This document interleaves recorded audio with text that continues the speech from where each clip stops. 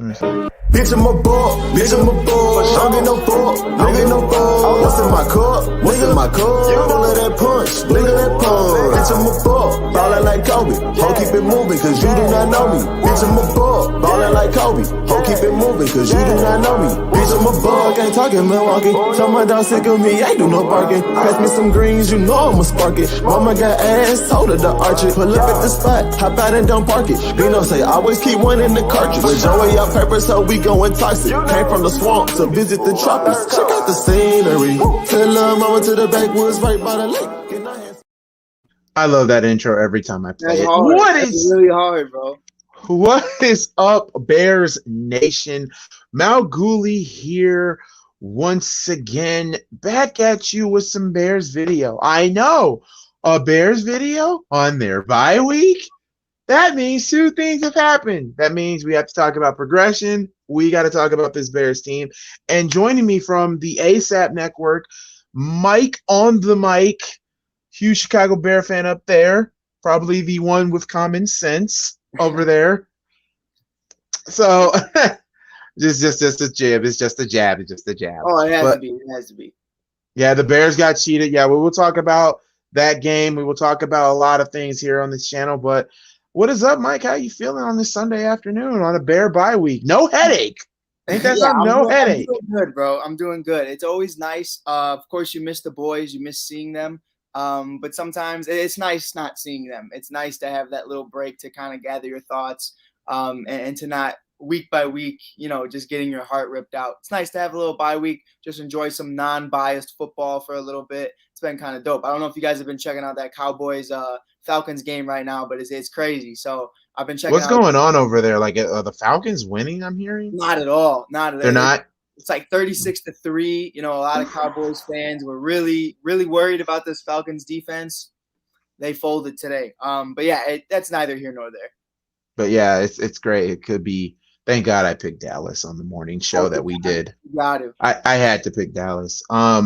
But anyway, Mike, quick question for you, buddy. How long have you been a Chicago Bear fan? I see the Bear mobility over there. Yes, sir. Memorabilia over there. That Urlacher jersey. Hell yeah. And that's actually really ironic to the question is, that's my draft guy. Like my birth year, 2000. I was born in 2000. Almost 22 years old. The first player ever drafted as me being born on this earth for my Chicago Bears was Bryan Urlacher. So I always got mad love for him. I'm born and raised in Chicago, Northwest Side. And my dad was a diehard Bears fan, and he taught me everything I know about the game. I played the game myself. Don't ask me why I've stayed loyal as long as I have. I cannot answer that question either, but I have. I just got mad love for this team. I got mad love for the culture, the city.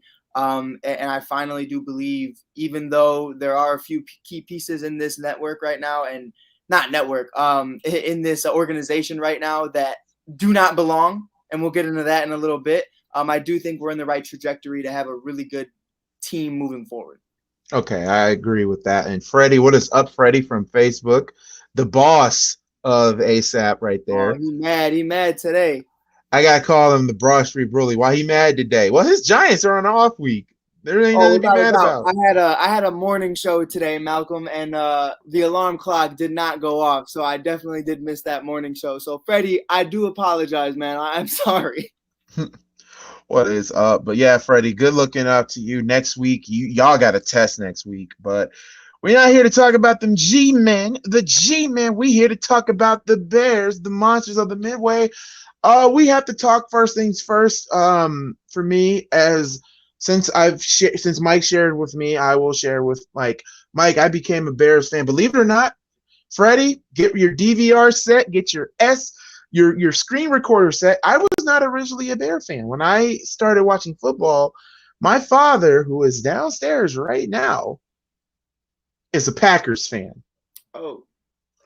Yeah. I know. So my dad tried to get me into liking. Yes, Green Bay does suck, but yeah, they try to get me into being a Packer fan. I only like the Packers because of one man, and that was Brett the Hitman Favre. And when they did him, and when he left town, thank God my uncle, God rest his soul, basically took me from the dark side and trained me to be on the light. And it was around 2002 and 2003, like the Bear fan in me just grew, and it became one of my favorite players who I am controlling, who I got a pick 6 just now in ESPN 2K5. Yes, I still have a PS2. Yes, I still play with old retro video games. I'd rather play ESPN 2K5 than any Madden game out there. Mike Brown, when Mike Brown had back-to-back pick 6s for the Bears to win the game, that is probably one of my favorite free safeties of all time for the Bears. Mike Brown, it's just a shame he just couldn't stay healthy. That's the only thing that sucked about it. But dude's a straight up beast, monster. No doubt. Brian Urlacher, Lance Briggs was my favorite. Like there was Tommy Harris. Shoot, yeah, the list goes on and on and on. So God bless my uncle. Love you. I know you're watching up there in heaven while I am trying to keep my sanity because I did make that promise. Thank God I am a Bears fan, and I will continue to be a Bears fan to the day when the end of time. So with that being said, we got to talk about so far this Bears season so far. What would you grade them, Mike? What would you grade this Bears team so far? A D. A D. I give it a D, and Justin Fields is the only reason that I don't give it an F. To me, I give it a D because, one, the defense has taken a huge step back, and I expected that going into this season. I didn't expect Danny Trevathan to be effective whatsoever. I wasn't one of those optimistic guys about Shelley or Vildor. I'm a little bit more optimistic about Vildor than I am about Shelley. I think that's fair to say. I think he definitely does blow his coverage a lot, though. We knew losing Kyle Fuller would be huge. Roquan's a dog, though. Roquan's without a doubt one of the only guys on this defense I'd keep. But I'm looking at it as, Robert Quinn has emerged as being a better signing than we originally thought. Last year was bad. Last year, you saw the amount of money he got, didn't do anything, had that foot fracture, but we've seen Khalil Mack play through everything. So I think we're a little spoiled. I think that's fair to say, Malcolm. You know what I mean? Like, yeah, we've seen Bryan Urlacher play through everything. So it's definitely a situation I'm like, all right, I'll give him the benefit of the doubt. But the defense has regressed in a very bad way. They are aging. Akeem Hicks, the heart and soul of this defense, is one of those guys I don't want to re-sign just because of those simple reasons of every single week I see you injured on the sideline with a new injury. And I love him so much, but it's the same thing with Mike Brown is if you could stay on the field, I would have you here your entire career. But it's just unfortunate that you can't. So I look from the defense's perspective, I'm really upset with how it's been. I really think the only guys I'm really happy with right now are Roquan Smith and Jalen Johnson. I'm really impressed with Jalen Johnson, who he's been. Eddie Jackson, he's all right. I'm indifferent. I just don't like the contract. And then the offense. Matt Nagy, it's a whole thing, and we can get into that later. But the way he went about the entire season with Justin Fields was just so hypocritical of, everything he's asked for. You finally get that QB1 and you're not even giving him reps in the preseason or in training camp with Robinson. Allen Robinson, one of those guys on a contract year, kind of. He's on the franchise tag. But, you have not emerged at all as being that number one top 10 guy. I love Khalil Herbert. I love David Montgomery. I really like Larry Borum and Justin Fields and Mooney. But outside of that, I'm really unsure about how many of these guys really do fit the team. So I give it a D so far. But I like Sean Desai and I like Fields. Okay. For me, I got to agree. For me right now, I don't want to give him an F, and I don't want to give him like a solid D. I'll just give him a D plus. Right. I'm gonna go based off sections. Defense is a solid. It's a solid C minus D plus for me because I'm sorry. This is my personal opinion. I think Sean Desai is not ready to be a defensive coordinator yet in this league, and it's really, really shown in the last couple of games from this Bears defense. Them crumbling huge against the Steelers on last Monday was very, very hard. Even though, granted, we did kind of get robbed by the referees, but at the same time, you still got to go out there and play. Like Robert Quinn, I ain't going to lie, Robert Quinn, last year, I wanted him gone. I mean, the contract for him to just not do anything, and then the fact that he didn't even was not even involved in any training camps or anything, that just showed me, I'm like, okay, you just don't care. You're just here for the money. But then just literally just did a 360 and just basically became Right. the backup, the Robin to say for Khalil Mack as Batman. So I'm happy for that, but granted, he needs to learn how to keep his hand away from the original line of scrimmage. If he can learn how to do that, Robert Quinn would be okay. Because it was awful. Like, you get paid millions of dollars. Get your hand back away. You need to learn how to line it up. Line up with your defense. But yeah, another thing with it though, Villard, like you said, he's been blowing some major coverage. Duke Shelley, Duke has been playing okay. Shelley's been playing okay. Rail, I think, way better than Buster Screen could ever do. Oh, without a doubt. Eddie Jackson, and I'm going to say this right now, I am a defender of Eddie Jackson. I love Eddie Jackson to death. Right. I made a song out that man saying, "I'm sorry, Miss Jackson. I'm still waiting, Eddie, for an interception from you, and I'm still waiting to play a pick six from you. I would love to sing. I got pipes, so I'm ready to let them pipes bust every time you do a big play, my brother." So I love Eddie. Now Roquan Smith is now starting to become the vocal point in that linebacker core. Danny Trevathan, who I really wanted the Bears to trade in the trade deadline because he's getting up there in age. Try to get like at least – you're not getting a first-round pick for Danny, but at least get a second or third or fourth-round pick. Second, third, or fourth-round pick for out the deal because Danny is aging regressively. Now, Akeem Hicks. Oh, boy. I love Akeem Hicks. Without him, I believe that the run, nobody can run the ball on us when Hicks is on the field. But I got to agree. I mean, I want Hicks to stay, but only for the right amount of money. But the problem is like it's always a new injury with Hicks, and like I don't want him to leave. That's the sad part. I don't want him to leave. He doesn't want to leave. He wants to die as a Bear, which I'm humble for your services, but you got to stay healthy unless the Bears somehow find a way to get a defensive tackle out of the draft or out of free agency. I can see either this happening. You keep Akeem Hicks for a minimum gain, maybe by like 15 mil for like 2 years, and have him as your third string or second string nose tackle. Your defensive tackle, and then you go from there. Now, Eddie Goldman, on the other hand, I know a lot of people get on Eddie. I love Eddie, but at the same time, I think Eddie, it's time. I think Eddie kind of needs to get traded because the last couple of games, I mean, last year I respect his decision on taking time off, but ever since he's come back, it's like he lost kind of the spark that he had. I don't know what's going on. I kind of put the blame more on Sean Desai than I do with the players. Granted, the players are supposed to, but your job as a defensive coordinator is to what? Coordinate him, get him ready. And I don't think Sean Desai is ready for that. And it really hurts me to say that, and I'm not one of those people like, oh, Khalil Mack, like this Bears defense is lost off Khalil Mack. That's not true because before 2018 happened, 2017, the Bears were already a top 10 defense before Khalil Mack even came there. So there was no excuse for these last 4 games for the defense to bend the way how they bend. Right. Like, there's no reason to lose to the 49ers. There's no reason. To be honest, this team should be at least 5-5. The way how it's looking, 5-5. But you know what? 3-6 is no easy feat. But can they turn it around? I hope they can. But for me, D plus all around for the defense. Like they totally forgot their identity on defense, and it's only because they like, oh, Khalil Mack's not there. So what do we do here? Hey, dude, you got, and this is another thing from Sean Desai I want to happen.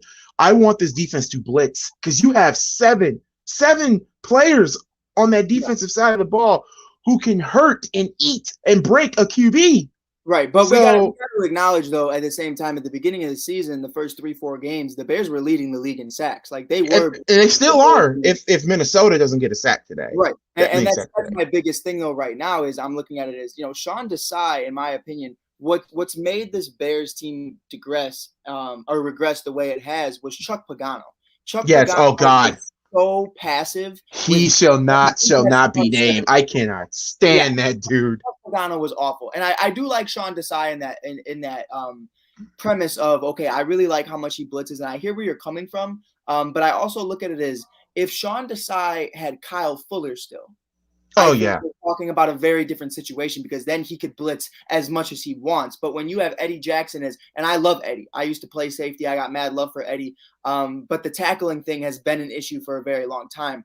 And I feel like a big part of why it's an issue is because Eddie's been getting gassed. Eddie's gassed because Eddie's really playing corner more than he is safety, because guys like Shelley, guys like Vildor, they're just getting beat by their man. That's true. That is true. Been busy the entire time. Gibson has been on and off healthy.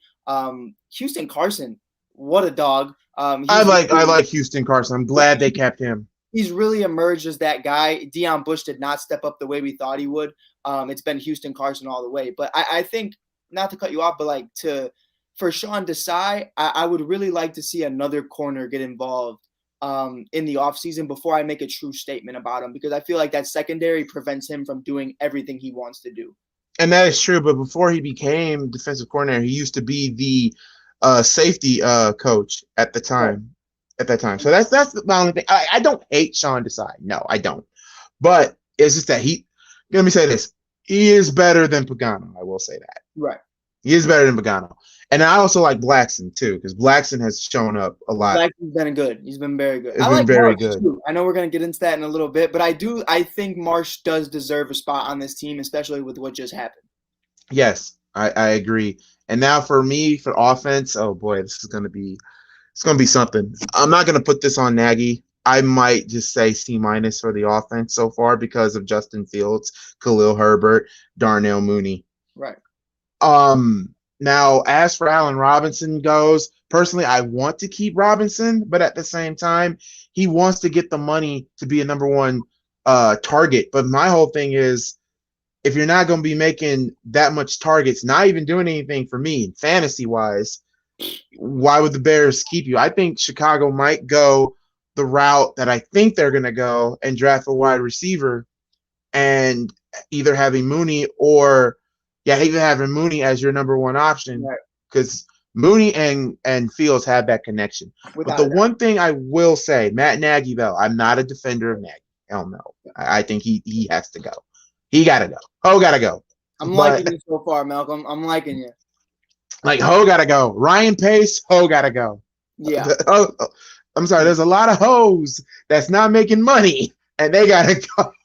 They got to go. Yeah, without a doubt. And as for Nagy is concerned, here's my whole thing with this. I'm glad that he gave up play calling. Thank God. Because he could not get Justin. I don't know. From you coming from the Andy Reid tree, where's the knowledge come from? Because, I have not seen a Andy Reid moment at all since 2018. So, for Justin Fields right now, the one thing I will give Justin Fields he is a born leader. Why do I say that? Because after what was said, saying that Fields didn't get any reps with the first reps or anything in practice or training camp. Right. Here's what I love about Justin Fields. Love him way better than Mitch. And I did like Mitch at a time. I still do. Yeah. I think the kid didn't get a fair shake. All right. Yeah. Justin Fields basically took all his weapons that he has. So we talking Cole Kmet, Jimmy Grant, all of his weapons, and did a Zoom call with all of them. And also outside of training camp, trained with them outside. And he's still training with them as we speak. So he can get a better connection with his targets. That is what I love about Justin Fields. He's a leader. He knows what's up. Right. That's why I feel that Nagy's gone. He's gone. Ryan Pace is gone. No, without a doubt. I think Ryan has the safest of the two. I think because he did get to draft Justin Fields, so I think he might have his job saved just because of that. But Nagy's gone without a question. But I understand if the McCaskies, because I know that we all know they love Ryan. We all know how much love they have for Ryan. I would see where they're coming from, but I still think you have to get rid of the both. You got to get rid of both because here's the thing. This is a fan base that has suffered for 30 years. Do you know how bad it is that I am playing? Oh, well, on pause for right now. I'm on a franchise mode. We are on back-to-back Super Bowl wins. Okay? And we're on season 3 of it. And yeah, that's how anxious we are. Right. That's how anxious we are. So yeah, the offense is a C- because, well, let's be honest too. Here's the reason why I gave the defense a D. For the last 4 games, Justin Fields, ladies and gentlemen, has brought this team back from the inch of death. It's just his defense has been screwing him. Yeah. That's the thing. So that's why it's because of that is why I gave the Bears a C-. I know that's a little high for everybody, but good God almighty, that's the reason, only reason. And Malcolm, I wanted your take really quick because a lot of the guys on the ASAP network, California, New York, I know they be getting on you hard. I understand. Everywhere, and they don't see it from my perspective. And I know you watch the games and you've heard all the rumors and you've heard all the things throughout training camp. What bothers me the most about Allen Robinson and why I don't re-sign him, and I want you to hear me out.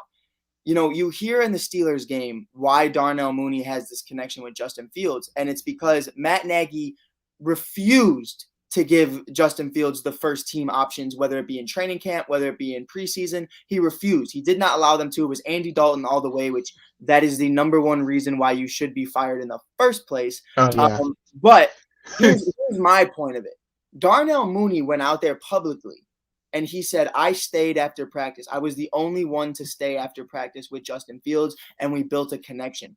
Allen Robinson, however, goes on TV and basically flames Matt Nagy. If I could send you the link too of the video, it's amazing interview. I've seen send it to me because I think I've seen that video. I just haven't watched it all the way through. Right, and it's an amazing interview, and he has a key point to where well, Matt didn't let me and Justin get a connection, and that's why we don't have chemistry. I hear you. But at the same time, you're a player. Look at Mooney. Mooney's just a rookie. Right, and he stayed. And that was my biggest point. I looked at it from that perspective, and I said, if you're not willing to stay after, you're not my franchise wide receiver. You're not the guy I want to pay all this money because you're not all in. You're, okay, fine, practice is over, I'm going back home. Like, Darnell stayed. I understand everybody has lives. Everybody has things going on outside of football. But don't ask for all the money in the world to be and you're not going to stay and help out your rookie franchise. You know what? Being a leader on or off the field. I agree with that. I agree. And that's why I was like, I'm okay if Allen walks. Because if Allen walks, you know what? After that, I'm actually okay if Allen does walk after that. I'm fine. That was what did it for me. I was like, you know what? That's fine. It is what it is.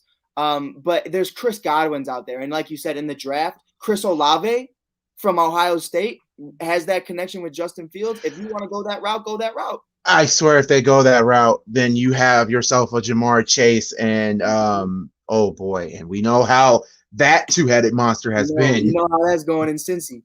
Man, oh God, I would love that. I would love that for the Bears to do that. I would love that. Right. I would trade up for it too. If you have to trade up, trade up.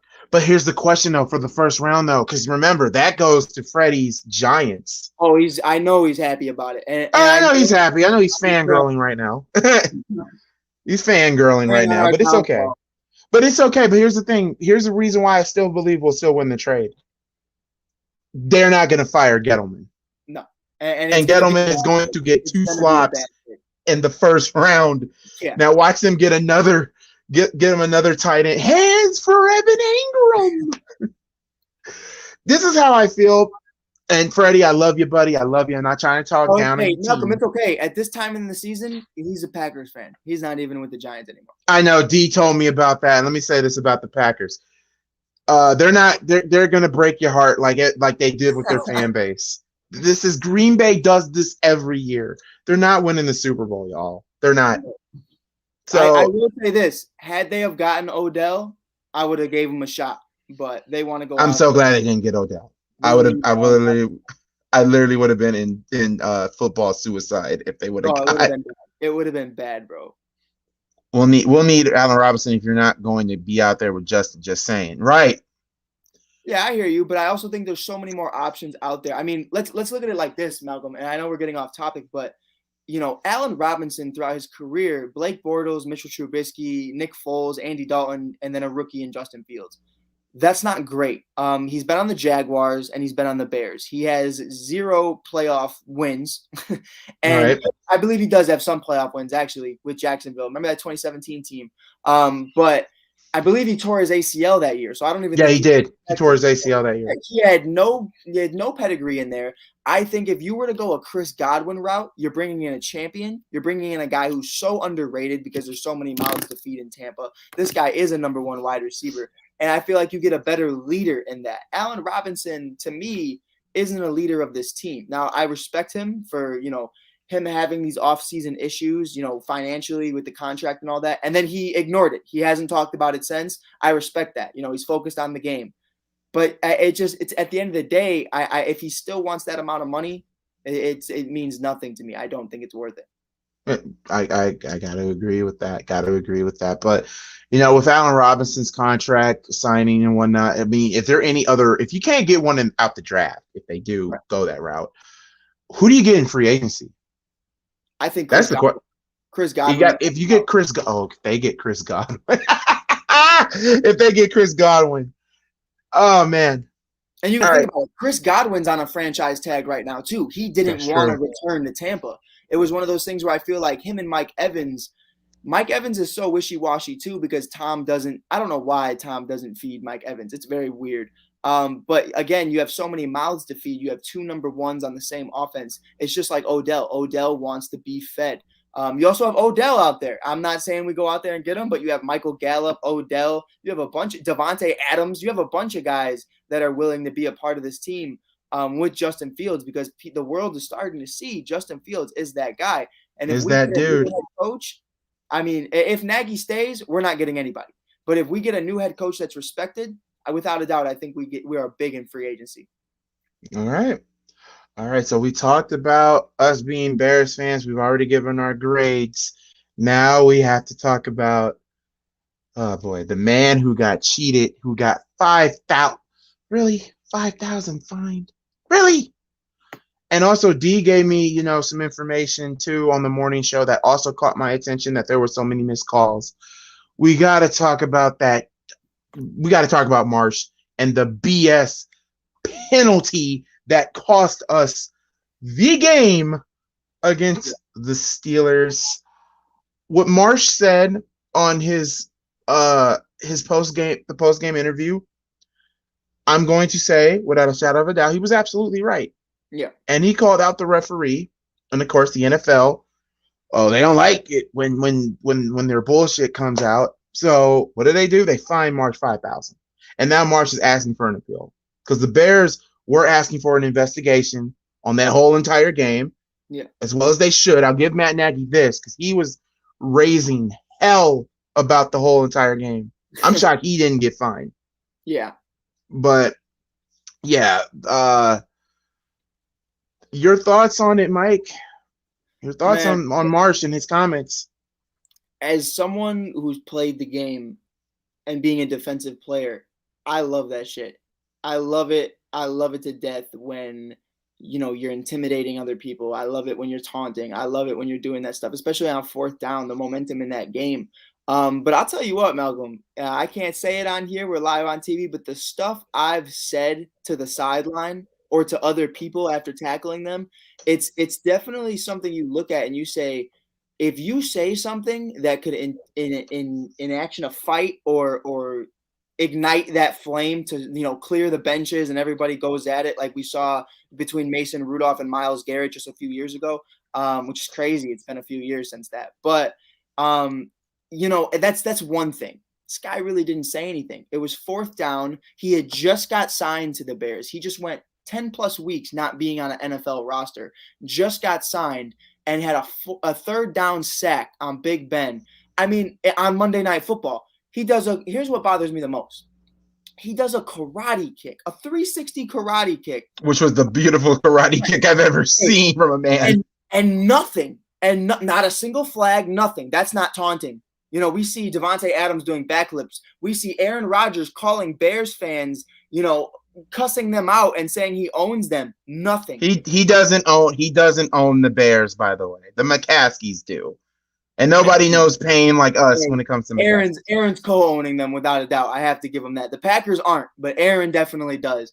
But with Marsh, I understand from that perspective of, okay, you shouldn't have done that. You should have just walked off, and it should have been like that. But, for me, I look at it like baseball. I'm a big baseball guy too. In baseball, if you do something like that, the ump's going to tell you, that's your warning. You do it again, you're gone. And in a moment like that, when it's fourth down and the momentum is shifted to Chicago, the fact that not only did you hip check this man, which I think this ref should be fined double what Marsh. Yes, he should be fined double. Without a doubt. If you're going to take, he just looked on the sideline and didn't say anything. Right. But it's from that perspective as I'm looking at, we had 16 missed calls basically and throughout this game going into Steelers' favor. You had over 150 yards given to the Pittsburgh Steelers.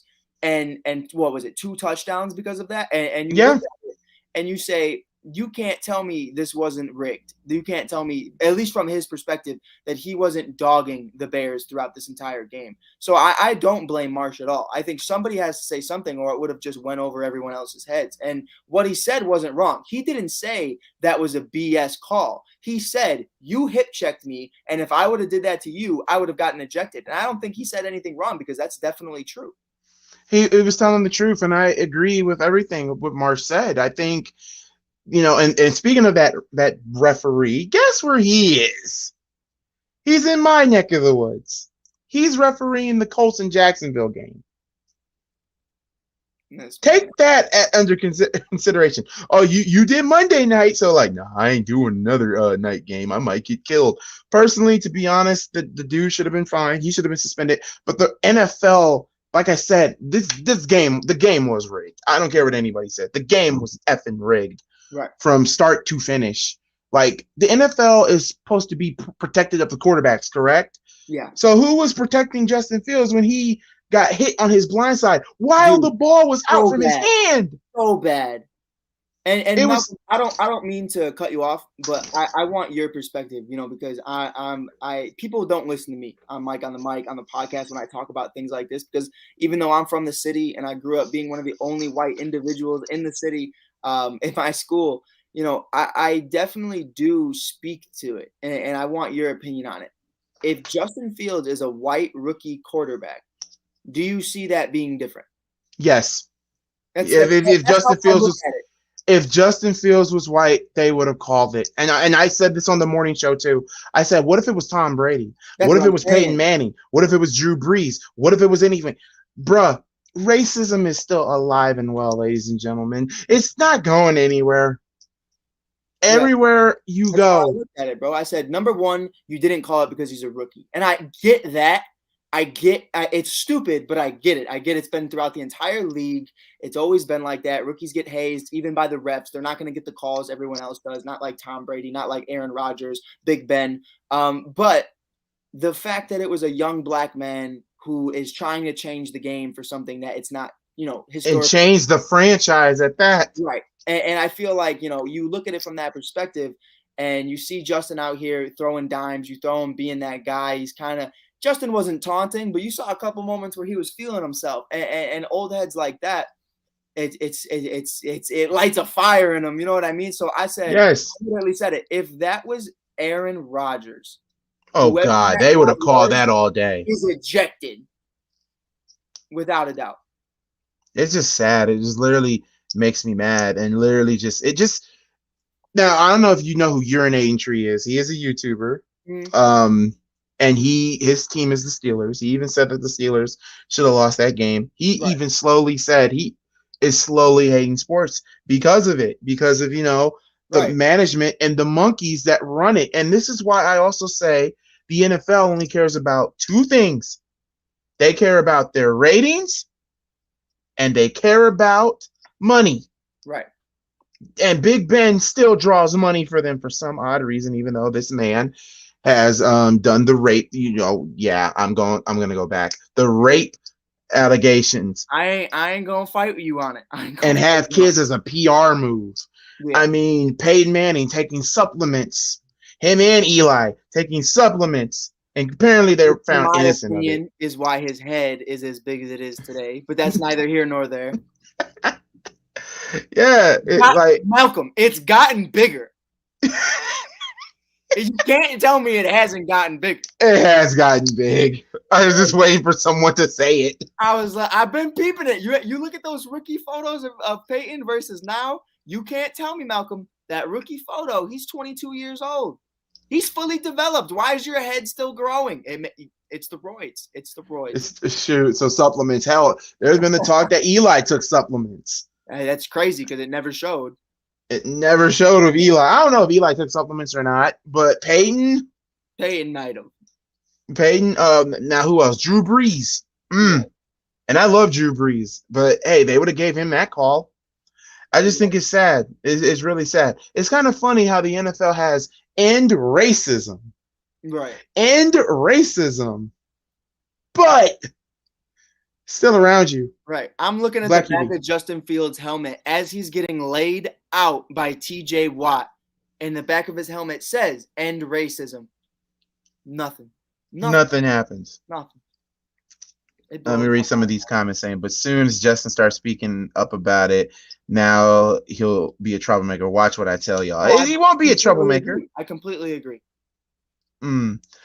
So it's just sad. That's how the world works, and that's reality. And reality sucks. Reality sucks, ladies and gentlemen. It really, really sucks. But now back to Marsh real quick. I think Marsh should win his appeal. I think so too. And I know people are complaining, saying, but it's $5,000. Let it go. No, you can't let it go. Right. This cost the team a win. Did I remind y'all the Bears scored 21 points in the fourth quarter? Right. 21. And Marsh, can we also talk about how Marsh's contract isn't like Roquan Smith? His career it's not on like that. He gets paid before taxes $100,000. Now, after taxes, that's probably about 70, 60. This guy isn't rolling in a lot of money. Like this He's guy not. is just an above average job, above average pay grade. So you take away that 5,000. I understand he's in the NFL. I understand he has more money than I'm saying. But it isn't like he's gonna, guaranteed get a next contract next year. Every dollar counts for his future. And you just robbed him for speaking out about a guy who assaulted him. And that's what I'm gonna call it, is because that's what that was. It was assault. It was assault. And there's also I'm gonna say this about this too. And I mean, straight up, when it comes to it, at the end of the day, with Marsh, he should win his appeal. That ref should not even be able to ref a game again. I'm sorry, I'm going to say this too, because a lot of people don't have the balls to say it. Right. If you know how long you have to be a referee, how old a referee NFL has to be? 50, which is bullcrap to me. I think we need referees by the age of 40 all the way to 55. If you are over the age of 55, your ass gotta retire from the game. Like, without a doubt. Even ESPN is calling bull crap on it, but it's ESPN. Man, Malcolm, did you also notice? I wanted your take on this before we move on from the Monday night stuff. Did you notice that Peyton and Eli weren't allowed to call this game? Yeah, they weren't allowed to call it, which is funny. And I felt like it was one, they didn't want them to be calling out Big Ben. They didn't want them to be calling out Matt Nagy for being awful. But could you now this is why I say I'm not saying the entire game was rigged, but it's a situation where what do you think Peyton and Eli would have said with those calls? They would have made the NFL look a fool. It would have made NFL look crazy. I mean, you got to retire at 55. Yes, because dude, the body has its limits. Yeah, I think even your eyes, even the eyes, like what you need to be able to see in order to do this. Like, bro, you need to be in the right places. You need to be physically in shape. You need to be ready to move, ready to go. Because you see these players, they're running to the next yard to scrimmage. So are the refs. So if you're out here huffing and puffing and missing what's actually going on, I need you to be physically fit enough to be able to do this. Not saying that they're not, but a lot of these guys, you can tell, like, they're more focused on if they're about to have a heart attack than what Justin Fields is doing. Yeah. And like I said, Justin Fields – and since now we're going to talk about Justin Fields here in just a few seconds, but as for Marsh, you should win your appeal. Granted, I want him to stay on this team. I like him, yeah. I like him. And guess who he used to play for? He used to play for the Pittsburgh Steelers. So he knows that offense. Ironic. So, yeah, with that being said, we got to move on. Now it's time, and this is why, chat, I'm so glad you guys are here for it. I want y'all honest opinions, and I want y'all honest grades. How has Justin Fields' progression, how has it been? How would you grade it? And is there anything that he can work on? Chat, you can get involved in it as well. Mike is the guest. So, Mike, listen, Justin Fields' progression, how you feel about it so far? A+, and I'm not being biased. I think everything I've seen from Justin Fields, even the interceptions, a lot of these interceptions, and you'll go, oh, look how many interceptions he has late in games. At that moment in time, especially in the Green Bay game, those were garbage time interceptions. Those were and we got robbed of that too. Remember the free play that they didn't call? But I'm looking at it like that, and I'm saying, all right, well, I do understand if the Green Bay game especially, you need to be able to throw it out all the way out. Like, we cannot have those mistakes. Like, you did miss it, for an interception, and you were just throwing it away, but you need to be more cautious of that. But I got to look at it and say, when you were set up to fail the way you were, all the way from the jump, all the way from draft day, which is crazy because I've wanted Matt Nagy out since the Philly game in 2018. And we can get into that in a little bit.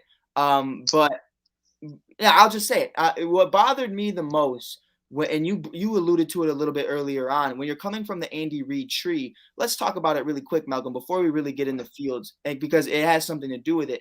I look at you as saying, okay, I'm the quarterback whisperer. I'm the QB guru. I'm an offensive guru. I'm that guy. Did you know that Mitchell Trubisky not only threw over 300 yards in the game, but they only ran the ball a complete total? Mitch, Cohen, Howard, and I think the other one was I forget who the third option was. It was Tariq, Howard. Oh my God, I forgot the third option. Damn, I'm about to make me go and play Madden because I forgot he was third.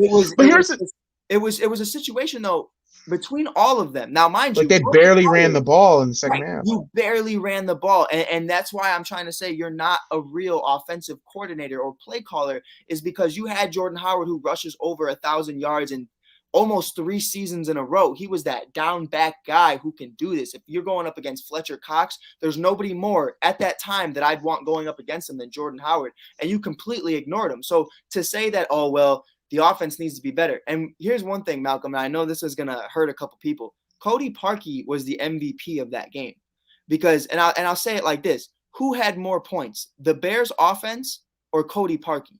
The answer is Cody Parkey. Cody Parkey had 9 of the 15 points the Chicago Bears scored against the Philadelphia Eagles. So I'm looking at it like that. Yes, the double doink was awful. Yes, it was horrendous. Number one, I cried on that too. I did too. But number one, he made the first kick. Number two, he had been kicking all night. And I understand he wasn't great and he does not get a pass from me. But Matt Nagy, to only have a total of 6 points as a collective offense, you're horrible. With the best defense in the league, you're dog shit. That's just completely how I look at it. And here's another thing too that nobody else brings up about that Eagle game. Mm-hmm. Tariq Cohen was tortured that Eagles defense. Right. Jordan Howard would get like the first downs, like when it's like 3rd and 3 or 3rd and 2nd. But if you look at Tariq Cohen, hence the name Human Joystick, please, for the love of God, he plays against the Ravens. Right. Because that dude was making people miss. Right. It could be 3rd and 15, and Tariq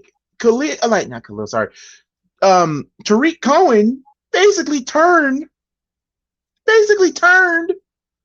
like a 15-yard down into a first down. Right. And that, I just realized that. Don't bring up the Jupiter, Florida back. The Goolie Nation. That was my point, though, that Malcolm, I'm looking at it, and I said, okay, fine. It is what it is. We'll go back in the next year. We'll get back into the lab. You trade Jordan Howard for nothing. You bring in for nothing. And that's fine. You bring in David Montgomery. Maybe you feel a better type of way about him. Maybe he's a better catcher. Pardon me. You have a better receiver in him. That's perfectly fine because then he's a double back. Jordan really wasn't that guy who you can count as a receiver. And then also another thing too. Hold on, Mike. Didn't mean to cut you off, but also that whole 2019 free agency class or whatever, you went to find a goddamn kicker instead of finding other holes on the team, which I also thought was dumb. I'm like, really? That was Malcolm, bro. That's what I'm trying. I was like, really? Your entire you're making jokes about it. Matt Nagy's even taking snaps. You have like 7 different kickers. We had Fry. We had what was his name? Elliott. We had so many other guys. What was his name? What was the one kid's name? I really liked Eddie Pinheiro. We had Eddie. I like Eddie Pinheiro. I thought they were gonna keep Eddie, but they let Eddie go. I'm like, I liked Eddie. Look. I liked Eddie, but Santos has emerged as that guy. But I hope Santos is practicing kicking six. It showed that his leg can try to kick 65 yards. It's a little bit more. And I truly do believe. Let's talk about this too. You know, before we get into, I know I'm definitely just hating on Matt Nagy right now. We haven't even talked about Fields. It's fine. We all hate on Matt Nagy. It all ties into it though, and the offense and the defense get rested in the preseason. They look like shit the entire year to go 8-8. 2020 happens. You know, you go 8-8 and somehow. I'm sorry. I'm gonna say this too. Making the playoffs was the worst case scenario for the Bears. It really was. It was, and I looked at it like this though, Malcolm. It was, to me, the situation with Cairo, and especially in that Steelers game, I say, okay, fine. We can win that game if you don't ice. Now, this is a proven kicker on the Steelers team. You iced him for what? You wasted your final timeout for what? If you would have had that timeout and gotten another 10 yards and it's a 55-yard field goal instead of a 65. Santos would have made that. Right. Santos would have made that. And we probably wouldn't be talking about this game. Why are you icing him? And I've been saying for weeks, chat, tell Mike here, how many times have I asked since we be on the 40-yard line, give Santos' leg a chance? We know Santos can kick a 50. We've seen it happen. So why? You need points. You're down by 7. You need the points. So it proved to me that Nagy doesn't trust Santos. And I'm like, doesn't trust anybody, and that's my biggest problem. He's the biggest egomaniacal guy I've ever seen in the NFL, truly. And I truly do feel that way. He blamed Mitch. He went to Foles. He blamed Foles. He went back to Mitch, and then he blamed the defense in the Green Bay game. And I was like, once he started blaming the defense, I was like, all right, bro, like, what are we talking about? They're the only ones that have held you down all these years, and now you're going against them. The Bill Lazor stuff, Nagy should have never taken play calling back. And my biggest thing with Bill Lazor is you hire someone like Bill, and this is no shot at Bill. It's just a fact. Bill Lazor is a patsy. Bill Lazor is someone you hire so you know that your job is safe. Bill's not going to take over your job as head coach. We all know that. So you hire Bill. You're not really getting anything from Bill. He's just someone to feed off of and not take any of his advice. So with all that being said, I give Justin Fields an A+ because throughout all of this, because he's going through it. Jimmy Graham doing nothing all season, Cole Kmet barely being used, Allen Robinson not even being game planned for. Whether that's good enough or not, you're still getting sacked as much as you are. Tevin Jenkins isn't there. Borum wasn't there. You have a lot of guys like Sam Mustipher who I had high hopes for, but I really he's regressed the last 2 games. He really has. But again, we look at it from what he is. He's an undrafted guy out of Notre Dame. I think we had really high expectations for him from the jump. I think we asked a lot of them. I still think we have a hole there at guard. I like Borum. I like Jenkins. I like Whitehair, and I like Daniels. But I think we just need that one last piece and a little bit of depth. And you know what the sad part is, and I'm sorry, the biggest sad part is our best tackler on the team has been Jason Peters. Just think about that. And let that sit in. And that hasn't been great. I mean, it hasn't been great, but lately in these last couple of games, he has not let Justin Fields get cooked. That's the one thing. Now, Daniels, on the other hand, when you let him get cooked 9 times in a game, I think you got to give him some kind of service. You gotta hold it down the rest of the year.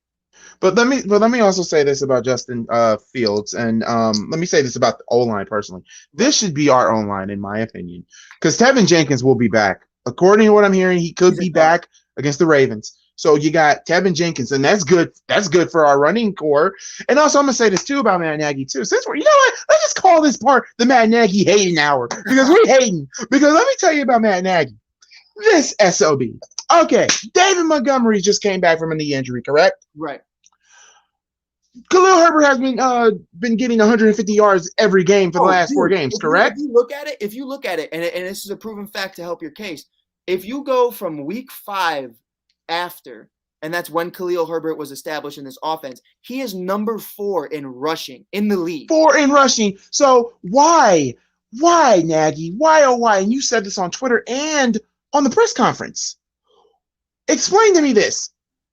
David Montgomery will have most of the carries. Why? David Montgomery will have most of the carries. You can say why. Okay, here we go. David Montgomery will have most of the carries. It makes no Why? sense. Makes no sense. And I'm sorry, 9 times out of 10, this is what should have happened. And I mean it. This is what should have happened, guys. Why? Right. I looked at it like Why? this. Malcolm, would you agree with me in saying that the Bears' identity right now should be the same as the Cleveland Browns with Chubb and Hunt, to where you have that dynamic running back core, and you're still waiting for Fields to emerge as that guy. So I definitely do think Chubb and Hunt is the same thing as Montgomery and Khalil. Khalil right now. So, but you completely ignore Khalil. I believe he has like 3 carries the entire game. He had like what 5? No, he had like 8. Damn, I think he had like 8. 3 to 8, 5.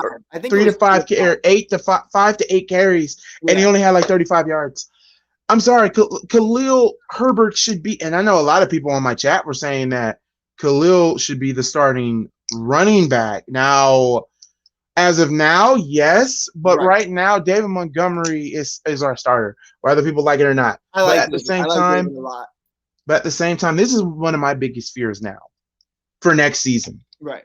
What do you do with your running back core? Because now you got 2 people that could be lost in the shuffle here. Right.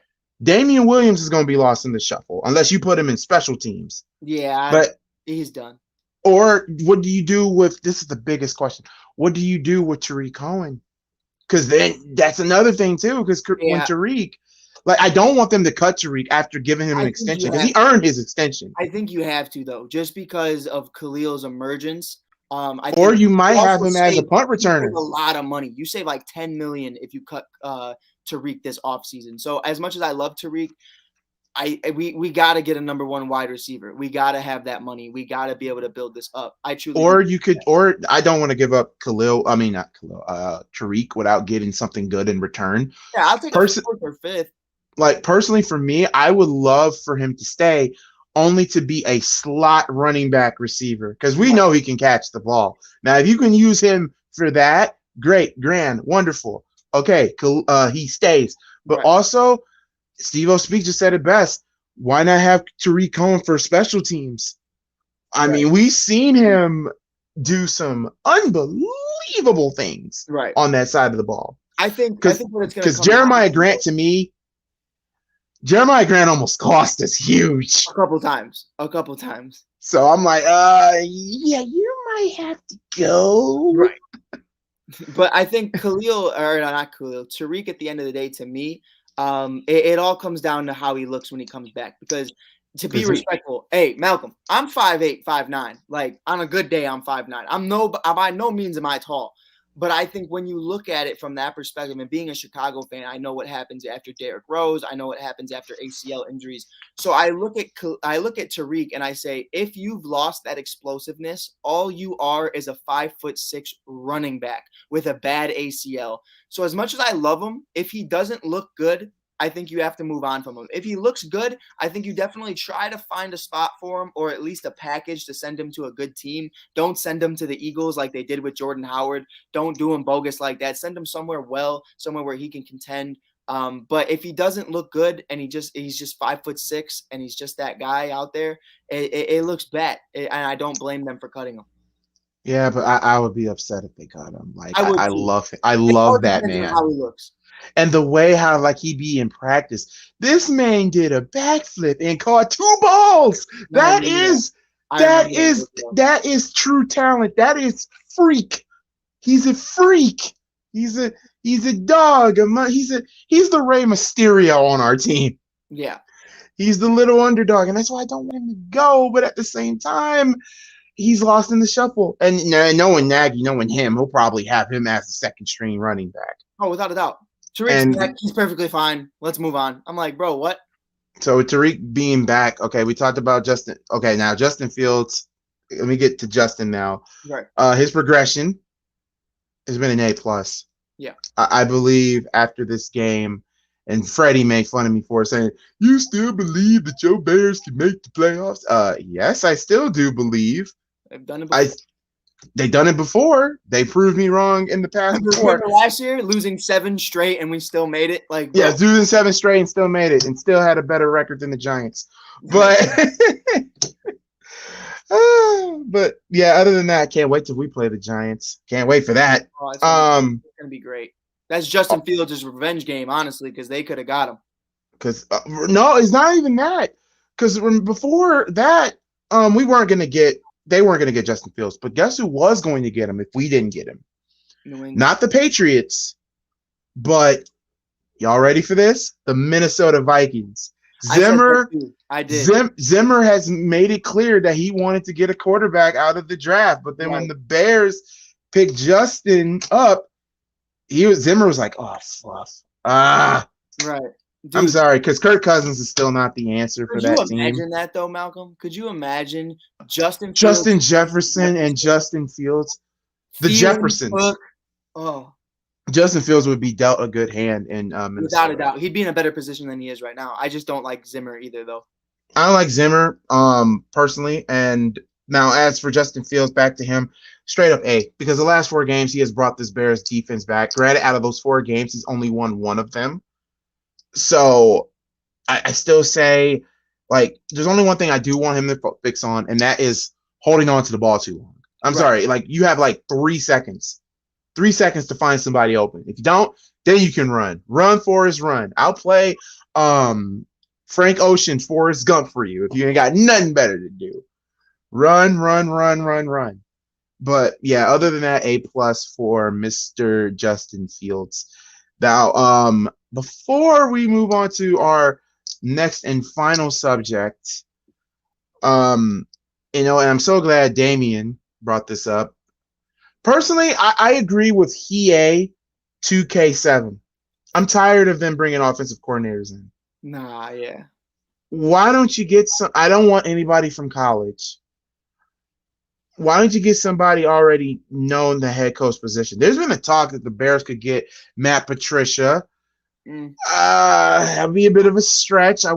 Now, being me, I wouldn't mind getting being me. I do. But here's no more Andy Reid tree, please. I wouldn't mind, but at the same time, it came from Andy Reid tree. I don't want nobody that came from the Belichick tree or the Andy Reid tree. Right. To be honest, then there's also been the talk that the Bears could right the wrong and giving Vic Fangio a chance at coaching.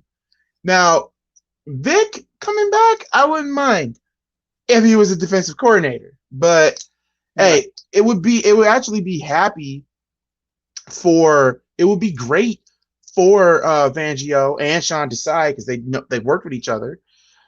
Find them. Now, see, Damien, if you bring back Mike Singletary, you're going back from past narrative. Yeah. And that's the one thing I will give the now Lovey, I would love for Lovey to come back. And to be honest, that's when our coaching woes started, letting go of the man when we were 10-6. Right. What if Lovey Smith was still our head coach? I think I'd be a very interesting conversation. I think we win the Super Bowl in 2018 for sure. Oh, yeah. We do. With that defense. But personally, someone I'm looking at and someone I know you don't want to go the offensive coordinator route, Bryan DeBall, to me, is the guy clear cut from the beginning of the year I said we need to go after. I like Eric.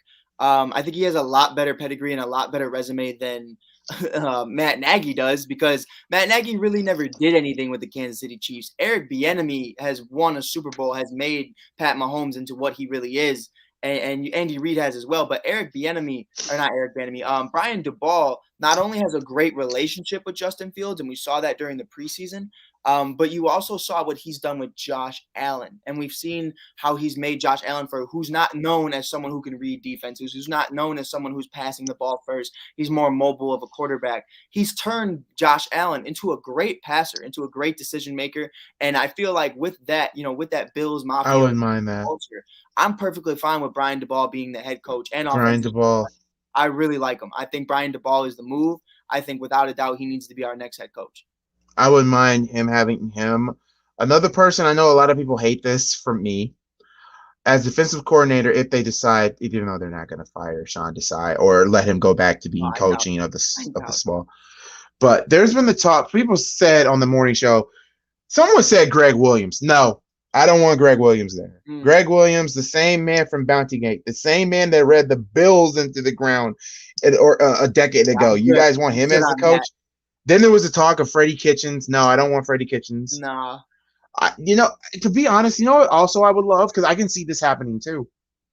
I can see them bringing Harbaugh in as the head coach, not Michigan Harbaugh, Ravens Harbaugh. I think the Ravens will move on from Harbaugh. You think so? I think they will, because I think Harbaugh should have been on the shelf last year. Yeah. I think he should have been axed last year, but no. Then there's been the talk. There's one I don't know how Mike would feel about this. How would you feel if the Bears got Tomlin as their head coach? Mike Tomlin? Like Mike Tomlin. Oh, Mike Tomlin's my favorite coach in the NFL. I love Mike Tomlin. But there's only a few things from Mike Tomlin that I have issues with. Right. I wouldn't mind bringing him in, but there's a few issues. Mm-hmm. Game management. Because if you really look at that game against the Bears, like his game was horrible, and it's been carrying from him ever since. Another thing, his pathetic play call challenges. Like, he is not the best coach when it comes to play challenges. Right. If he can and also letting the inmates run the asylum, that's only because Pittsburgh is just, they have a culture. It's called the Steeler way. So yeah, that's the only thing. But having Mike Tomlin, I wouldn't mind it. But those are the two things he has to leave behind. You gotta leave behind. Yeah, without a doubt. I think a big thing too with Mike, the overall respect I have with Big Ben going through his rape case, AB turning into a crackhead, and Le'Veon Bell sitting out for a year, which is my rapping. Right. And it's something I look at. You were able, though, to still maintain a winning record and still have a winning football season. And got a Super Bowl out the deal. There's a lot you can be said. And even Dwayne Haskins. Think about Dwayne Haskins, who's on this Pittsburgh team. People forget about. I'm one of those guys who thinks you should be starting Dwayne right now just to see maybe you have something with that. Maybe you don't, because Big Ben isn't the future. But I think, Dwayne Haskins is someone who's vocal, who's made mistakes in Washington, and we've seen that for years. He's always been a problem, even in Ohio State. And now he's in Pittsburgh, quiet as a mouse, not a word. And Mike Tomlin has that overall respect about him. People respect him. And where he doesn't manage games well, it's hard to when you have 4 out of the 5 offensive linemen that you have are brand new. You have Najee Harris, who I love Najee. He's great, but he's a rookie running back with a horrible offensive line and a horrible starting quarterback. There's not a lot of game management that you can do to be effective because you can't run the ball to that route because you don't want to hurt Najee. Right. You have Snell and a couple other guys who just aren't good. At least not great. And you have Big Ben who's throwing the ball in the dirt. Like you need to be able to look at it from that perspective and say, if Mike Tomlin were to come here, you give him Justin Fields, a great offensive line, and year 2 of Borum and Jenkins, and you have white-haired Daniels. Maybe you draft someone new, to fill that last guard spot. You have Kmet, you have Darnell Mooney, Montgomery, Khalil. I really like that. I like that a lot. Maybe you even bring in Olave. Maybe you bring in Godwin. I think with this defense the way it is, and going into year 2 with Sean Desai, I definitely think Mike Tomlin would be the answer. I just don't think they move on from him right now. True. Now Peyton Manning. Now, oh boy. If Peyton, that would be a bit of a risk, but at the same time, I mean, Peyton is one of the elites. He's one of the elites. I would be fine with Peyton. I'm gonna be real. I would be fine with Peyton Manning taking Ryan Pace's job. Oh yeah, as a GM. I don't like him taking a head coaching job right now. I just for the simple fact that I think Peyton Manning has a better idea of talent rather than play calling, which I'm not saying he can't call plays. I'm not saying he wouldn't be a good head coach, but I'd rather have him being in that front office than being on the field. Now I do agree with that, Peyton Manning. Another person, I know this is going to be a stretch. How would you feel if the Bears decided to go Rex Ryan, bringing him back in the coaching? Nope, no Rex Ryan. Okay, I'm okay. I'm okay with Rex. I hate his face. I hate his face. I hate everything about him. He just bothers me. Him and the brothers bother me. Like now, I don't want Rex Ryan there. So Bears Nation, I'm just saying names, how people would react. But another player, another coach that I could see them potentially getting. Dang, I can't think of his name. Can't think of the name right now. But other than that, what if they brought and I know this is a stretch, and I know it would cost a hell of a lot of money. But what if they were to bring Tony Dungy back from retirement? Now, Tony, I have met Tony. Tony's a real cool dude. If he was to come back and say, hey, you know what? Let me come back and be a head coach for the Chicago Bears. Right. Let me see how that would. Bruh, do you know how stoked I would be to have him as a head coach? Not only him coming back, but right. Reinvigorating this entire franchise. Now, here's my thing. Two things actually. One, Ted Phillips. It all starts with Ted Phillips. Get out. Oh, he's gone. Get out. He's gone. I'm fine with him making management decisions in a sense of like, okay, let's talk about sales. Let's talk about jerseys. Let's talk about tickets. He's a great business guy. Stay away from football. That's why I say bring in Peyton Manning. Bring in someone who actually – the same thing with the Chicago Cubs. Cubs. That gives a damn. That's right. What we want. We want somebody that gives a damn. Cubs. I look at the Cubs and I say the Ricketts knew for a fact they knew nothing about baseball from that kind of standpoint. They bring in Theo Epstein, one of the greatest GMs to ever do it, and he wins you a World Series. He guts the entire thing. And that's truly how I feel. Sorry, I had to show it. I'm Cubs fan too, bro. It's truly how I feel. Die hard. Another Cubs fan, Ghoulie Nation. Yeah, we don't rock with the South Side out here like that. We rock with the South Side, just not that part of the South Side. And Damien is a White Sox fan, so I'm sorry, Damien, but I love the team though. I love the team. I just don't love the actual team. I don't love the franchise. But yeah. So what I'm trying to say is though, that's why with a Ted Phillips, getting him out the picture, bringing in a Peyton Manning who knows football. Perfectly fine with that. Hell, even if you want to bring in Eli to coexist with Manning or with Peyton. Oh God, the Eli! Oh man, you get me excited. The Eli brothers in Chicago, bro. Freddie would be rolling. He's rolling right now. He's pissed. But he would be pissed. Like that, and I definitely don't think I like your idea of bringing back someone Dungy, but it's a John Gruden type situation where for him to come back, it's a 10-year, $100 million contract. And I don't think they're willing to pay him that. Oh, God, no. We don't talk about John Gruden on here. We don't, but it's the same concept of like, if you're coming back, I'm getting paid top dollar. And honestly, we don't need a top dollar head coach. We just need a competent head coach. Yes, we do. We need a competent head coach. We need a competent head coach, GM, president. Exactly. But here's my whole thing. I love Virginia, but George, her husband, or whoever he is. No, that's her son. That's her son. He's dog shit. He's dog shit. And like George does not know how to. Here's the thing about George and Ted. They used to run the tickets and merchandise office. Right. So here's the problem. This is what happens when you guys have accountants running day-to-day football operations. Right.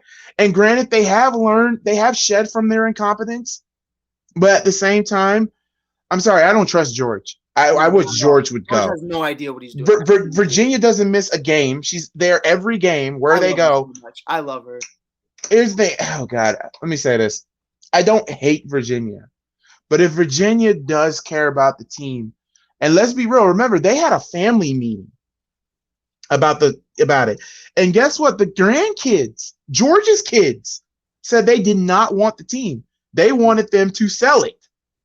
So if they do, that's neither here or there. Right. Now the move to Lincoln Heights, that has been put on hold. Personally, you mean I don't mind. Yeah, the Arlington. Oh, I love it. I love the move to Arlington. Personally, I don't mind it, but at the same time, like this all could have been avoided if you guys did not try to repair Soldier Field. Yeah, it looks like a dump. It's a bad time. It really is. Like, I don't want Bill Cowher back. I don't want Bill Cowher. With a dome? I don't want it to be a dome. I want it to be a dome. I don't want it to be a dome because I still miss the snow in Chicago. I'm sorry. I want the players to not be spoiled. Like, oh, we play in the dome now. I'm like, no, No, I want y'all to learn what the weather is. Right. Okay, not snow. Or you could be like here in Indianapolis with the Lucas Oil Stadium. Now you can have a retractable, like open. That's what I mean. Like it won't be closed unless it's full blown blizzard out there. You know what I mean? Right. Now that I wouldn't mind. Now I have been to Lucas Oil Stadium. Beautiful stadium. Hope and pray to God that WrestleMania comes to it. And that's my thing, bro. You can have the Super Bowl in Chicago. You can have all this other stuff in Chicago. The WrestleMania in Chicago. Right. You can have everything, bro. And that's what really lacks from Soldier Field is just all they did was add a toilet seat to the toilet bowl, and it looks, and it's 50,000 feet in the air, and it looks horrible. It's extending off the side of the building. It looks bad. It just looks bad. It was very bad. And then they tried to give it back to the city. And oops. That's all I got to say is oops. Right.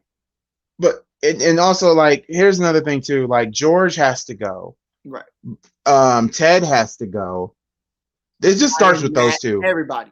Like, if I was to sit down with Virginia, if I could somehow get an interview with Virginia, I would tell her, look, Virginia, look, you're about to be 99 in January 5th. You're a Capricorn like myself, and your birthday is 5 days before mine. So yeah, I was born on the 1st January, 5 days after mine. So I don't know, but anyway, I'm sorry. Before and after, I'm sorry, I'm not really good right now because I'm trying to keep a steady. But let me say this about Virginia. If I was to have Virginia on this show, I would low-key literally off camera tell her, look, your son George and your son-in-law Ted, they got to go.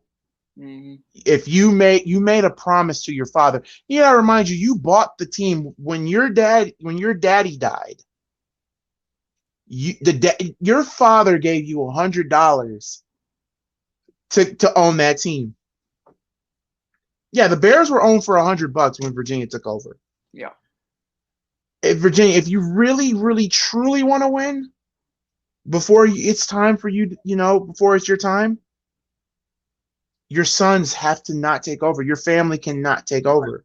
I'm not trying to tell you to sell it. Like, you can still own it. Right.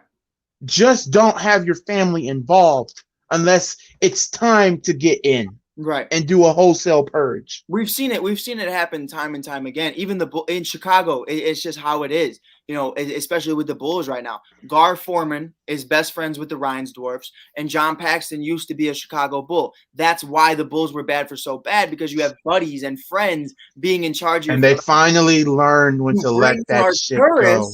And in a year, the Bulls are back on the map when you bring in someone who knows basketball. Theo Epstein, someone who knows baseball. You need somebody who understands what the game is and how it's supposed to go. Not people who go, wow, that player's good, let's throw money at him. Let's be real. Khalil Mack, trading for him, the only reason it works is because you give up your future and you give him a payday. Like, it wasn't a great business move.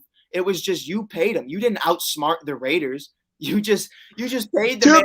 To be fair, we did win the trade. No, we won the trade, but what I'm saying is the only reason you get what you're saying. Someone else doesn't want him. Right, I get what you're saying there. And that's it's really, again, that's the business aspect. And I think at the end of the day, they need to change the identity of the Chicago Bears. I truly believe. Don't get me wrong, Malcolm. I love the monsters of the Midway. I love the monsters defense. But I would trade Mac. I would trade Quinn. I would trade everybody except Johnson and Roquan, and that's it. And I'd get every pick you can and make the most elite offense. I would keep Khalil Mack. Now Hicks and Goldman and Trevathan, they can hit the bricks. Oh, right. They can hit the bricks. My thing with Khalil is he's aging, and we all know that. I love him, but he's aging. And I feel like you could still get a first-round pick or two out of him. And I think that's where you got to go because, number one, you don't have one going into this year. And I think that's your only real player on this team that you could trade right now other than Justin Fields and get a first-round pick in return. So I think – and you free so much money by trading Khalil Mack right now. I love Mack. I don't want to see him go. But I don't see this defense being that way. I don't think it's going to work. If they keep on depending on Mack, of course it ain't going to be be that Right. way. It's And not also sell the team to the Payton family. Walter Payton was the heart and soul of the team. Knowing the Bears, they could sell it to the I don't Payton think family respectfully though, I don't think the Payton family could afford that. or could afford it, but I don't know. Peyton Manning could afford it with all the hospitals and all that, but I can see him owning the Colts before I see him doing Yeah, the I don't Bears. think that I know Peyton's son Jared. He's a news anchor. He was in the NFL for a little bit. Connie is really active in the news stuff and everything. But I don't. I mean, that's a lot. We're talking like billions of dollars. This Almost. is a billion. Like the team has to be like remember that jackpot 1.2 billion? Right. Like Like even that's how much you have to Nick do has to had a own hard that team. time. What was it? J-Lo couldn't even buy the team that she wanted to buy because it was that stocky. It was that much money. I'm not saying that the Paytons don't have money. I'm just saying like billions. I don't know. I don't know about that. But well, when we come down to it, I hope they sell the team, but they won't. But I would love for Virginia to just say, you know what, son, you're terrible. Right. Do not have that. Well, obviously that's not what you would say, but I yeah, would. but I'm 99. I would. like my father is taunting me every night because y'all can't get it done. But yeah, the one thing about Virginia, she is a true fan, and just like with the Bulls, like Arthur has come in and turned that whole team around. Granted, I still want them to get a big man because what happened on Friday, but right. Other than that, yeah, I mean, Bagley. I want Bagley bad. I want Bagley so bad. If Bagley goes to the Pistons, I'm gonna go off. Yeah. But anyway, we've already talked about everything, but now we got to talk about the coup de grace, and this is our final. After Monday, the Bears are back for Week 11. They're at home against the Ravens. What do the Bears have to do? Common does not have that much money. Stop it. To be honest, first off, you have a rapper owning the team. I don't know how Common would react to that. Yeah. Anyway, guys, it's the coup de grace on the MalGoolie channel, on the Spotlight Sports Network, on ASAP Network. It's the coup de grace. It's our final topic. Bears and Ravens, Week 11. Chicago's at home. The Ravens lost to the Dolphins on Thursday. They've been playing on and off. What do the Bears have to do to beat the Ravens? I'm going to start off with Mike. Mike, the floor is yours. What do the Bears have to do? From a defensive point, you need Khalil Mack there.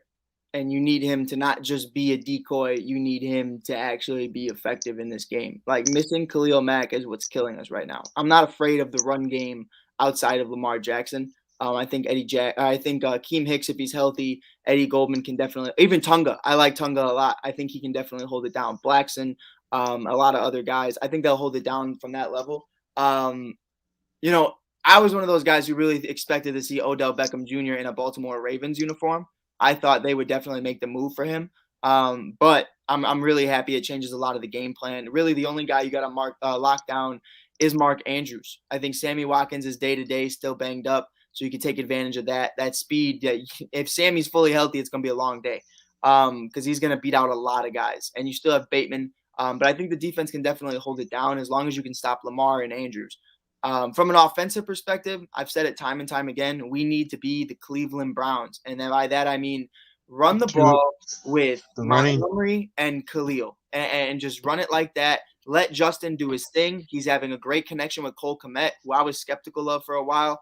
I don't like those butterfingers he has, but he's really emerging as one of those guys who you can rely on a lot more than Jimmy Graham. We have not seen Jimmy Graham at all getting paid the amount of money. We dropped Kyle Fuller for Jimmy Graham and Andy Dalton. Let that sink in. Like, that's why this front office needs to go. Like, dude, all pro, home. And it's so sad what's going on with Kyle Fuller right now. Like, he might get cut. Right. Which is really sad. It's bad. And I thought it was going to be great with Fangio and him. And Bryce Callahan and all the other guys. Like Bryce Callahan's not been looking good. Neither has been. They haven't, but that's the Broncos problem. I'll bring both back right now. I would too. It's definitely a situation though. I think you ground pound the ball because they're not a great run and blocking defense. And then you just let Justin Fields be Justin Fields, and Matt Nagy needs to stay out of the way completely. Don't waste your timeouts on icing a kicker. If you try to ice Tucker, I'll literally kill somebody. I will literally lose my mind if you try to ice the best kicker in the NFL. That will blow me.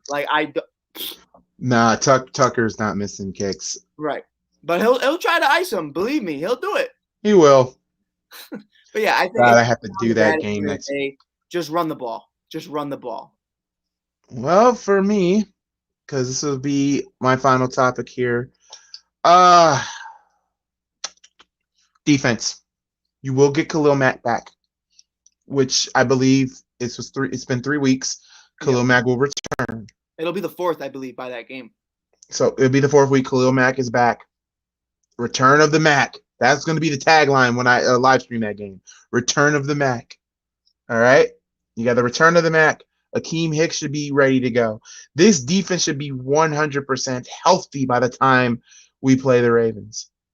Number one, try to contain Lamar Jackson. That's easier said than done. But I believe Khalil Mack, I believe that the front seven can get to Lamar. Right. Also, the corners, you have to be on your man. So Villard, you got to be on your man. Eddie, you got to be on your man. Jalen, you got to be on your man too. All of you guys have to literally play your part on the defensive side. The linebacker core, I'm not too worried about because, like I said, Roquan Smith can blitz like a mug. We know that. Danny Trevathan needs to. Personally, I would not have him start this week. I would not have him start at all. Marsh. You have to put in Marsh. You got to go young. I like Travis Gibson too. I don't know. Or Travis Gibson or Carson. Somebody has to low key on that linebacker position has to keep the man contained. Keep the pressure on Lamar Jackson. Right. That's the defensive side. Offensive side, like you said, Mike, Justin Fields has to be Justin Fields. Matt Nagy, even though keep Bill Lazor calling plays. Number two, you will have Tariq Cohen. So now the question is, what do you do with Cohen? Personally, I would have Cohen as a running back, passing option. Yeah. Now your two-headed dragon, yes. I want to see Khalil with more touches than Montgomery. Right. That's what I want to see. Even though that's really hurt for me to say that because I have David Montgomery in my fantasy because somebody dropped him and I picked him up because I needed a running back because I lost Derrick Henry. And it happens. Yeah, and it hurts. So other than that, guys, like the offense has to do its part. Like you can really run on this defense of the Ravens. If they can just run the ball with the two-headed dragon, and Justin Fields can run too, because you got him as a runner. I mean, we saw what Tua just did, so I'm perfectly fine with Justin doing it. So yeah, so with that being said, that is what should be happening. Final score that I have. Final score that I have for this game. I'm going to go 17-21 Ravens. I don't know if the Bears will do what they're going to do, but that's how these are the breaks. Mike, what's your final score for the game? And then we're going to I would say 24-17 Ravens. 24-17. So yeah, we don't have Bears winning, but hey, anything can happen on any given Sunday. Right. But I want to thank my guest on the ASAP Network, Mike on Mike. Mike, before we get out of here, tell everybody what you got going on, where everybody can find you at and follow you at. Yeah, you can follow me Facebook. You can always see me on the ASAP Network and the Spotlight Network from time to time. I'm be working with Malcolm a lot more. You guys can best believe that. It was an honor to be on here. Thank you guys for having me on. You can find me Spotify on my own podcast, on Apple Podcasts, YouTube at Mike on the Mic podcast. It's a little Chicago logo with the mic in the middle of it. You can definitely find it there. Or you can find me on the ASAP Network. ASAP does a lot of great things. Freddie, Tony, LaDonna, Jay, Ray, a bunch of other amazing individuals on that show. Malcolm comes on from time to time. We have Spotlight come on from time to time. They are a great partnership. They do everything well, amazing over there. The morning show kills it. The morning show is amazing. I listen to them during class when I'm in college. I love everything about it. And again, thank you for having me on the show, man. It was a blast. I really appreciate that. Guys, you already know that was Mike and Mike. And also, before we go, I'm going to be nice to everybody. If you did pick'ems like I did this week, the following teams right now that are tied, get this, the Steelers and Lions are tied right now, 16-16. I picked the Lions to win. I want the Lions to win so that way we can get days of our Steelers. Also, what's going on right now, Washington is about to beat the Buccaneers, ladies and gentlemen. Washington is beating Tom Brady as we speak. The Cowboys are destroying the Falcons 43-3. Yeah, oh my goodness gracious. And we might have had Chase Young tear his ACL today. Yeah, and if Chase Young tore his ACL, their season's done. The Colts are about to blow it against Jacksonville. It's 20-17 there. I don't know what's going on in the land of Indianapolis, which I am in right now. Well, number one, it did snow. The snow melted, and now it's raining. Snowing over here too. Snowing in the Chi. So I don't know, like, and yeah, for all of you guys that picked Cleveland today, I hate to inform you, but Cleveland's getting demolished by the Patriots, 45-7. I picked the Patriots. I had Cleveland, but I picked the Patriots because Mac Jones was going to have a field day, and plus it was in Gillette Stadium.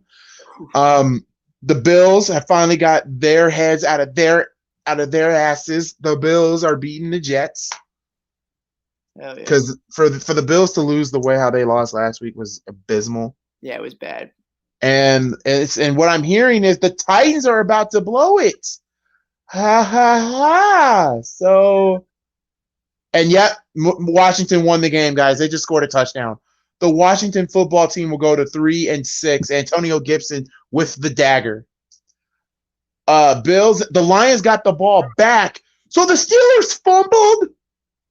Oh, wow. Oh, wow.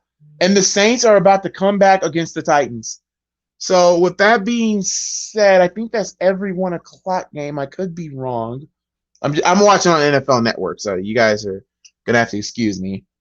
Like I said, I'm being nice because you guys, I know some people aren't not fortunate to watch. So yeah, I believe 29-19. Yeah, the Buccaneers are done. The Buccaneers are done.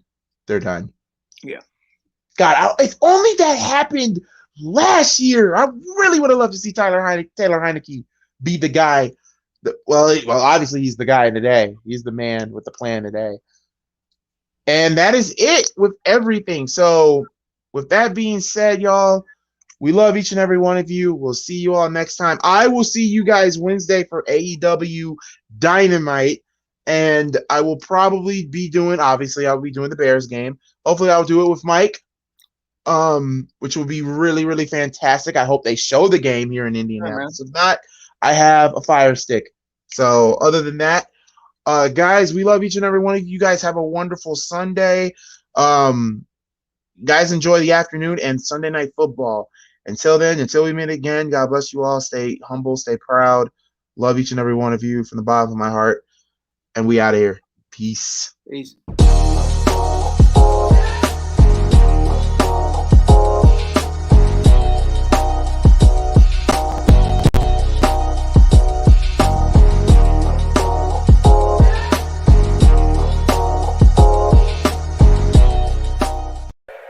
Bitch, I'm a ball, bitch, I'm a ball. Don't get no ball, don't get no ball. What's in my cup? What's in my cup? All of that punch, look at that punch. Bitch, I'm a ball, ballin' like Kobe. Ho, keep it moving, cause you do not know me. Bitch, I'm a ball, ballin' like Kobe. Ho, keep it moving, cause you do not know me. Bitch, I'm a ball, ain't talking Milwaukee. Tell my dog sick of me, ain't do no barking. Pass me some greens, you know I'ma spark it. Mama got ass, told her to arch it. Pull up at the spot, hop out and don't park it. Bino say, always keep one in the cartridge. With Joey out pepper, so we going toxic. Came from the swamp to visit the tropics. Check out the scenery.